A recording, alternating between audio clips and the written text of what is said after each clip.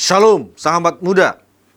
Senang dapat kembali menjumpai sahabat sekalian dalam acara Youth for Christ bersama saya, Pendeta B.T. Eliwoma dari Gereja Kristen Protestan Oikumene Halim Perdana Kusuma, anggota PGIW DKI Jakarta.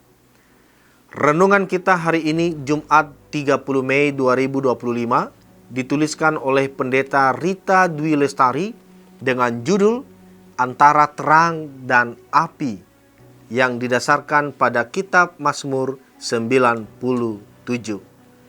Sebelum membaca firman Tuhan, mari berdoa. Bapa di surga, terima kasih untuk kesempatan yang Engkau berikan untuk kami masuk dalam renungan firman Tuhan. Mari berkati supaya firman Tuhan ini dapat menjadi tuntunan dalam hidup beriman kami di hadirat-Mu, dan kami menjadi pemuda gereja yang sungguh diberkati oleh Tuhan. Dalam nama Tuhan Yesus, kami menyambut kebenaran firman Tuhan. Amin. Sahabat, nas yang akan menjadi pusat refleksi kita hari ini adalah dari Mazmur 97 ayat 11. Terang sudah terbit bagi orang benar, dan sukacita bagi orang yang tulus hati. Sahabat muda, kabar bahwa pimpinan dari kantor pusat akan kembali bekerja di kantor cabang selama beberapa waktu mendapat tanggapan beragam dari karyawan kantor cabang. Ada yang merasa biasa saja dan santai, tetapi ada juga yang stres dan tidak senang. Tanggapan yang berbeda-beda ini ternyata dipengaruhi oleh dua hal: cara kerja mereka dan cara pandang mereka terhadap pimpinan. Bagi karyawan yang cara kerjanya dapat mengikuti ritme pimpinan yang teratur, sistematis, terukur, serta luas dalam melakukan inovasi, kehadiran pimpinan tidak menjadi gangguan. Sebaliknya, bagi yang tidak dapat mengikuti, mereka merasa tidak senang dengan pimpinan dan memandangnya sebagai sosok yang menyusahkan, ribet, banyak maunya, dan terlalu menuntut.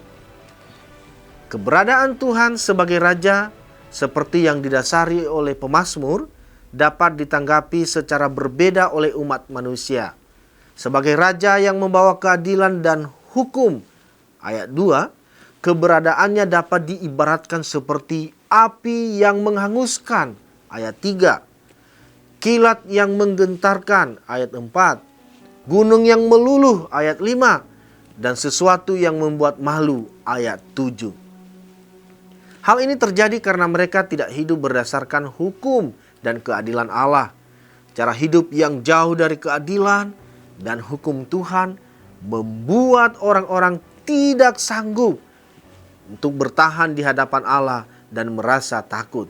Sebaliknya, orang-orang yang menyukai keadilan dan membenci kejahatan akan diliputi terang Tuhan. Ayat 10 dan ayat 11.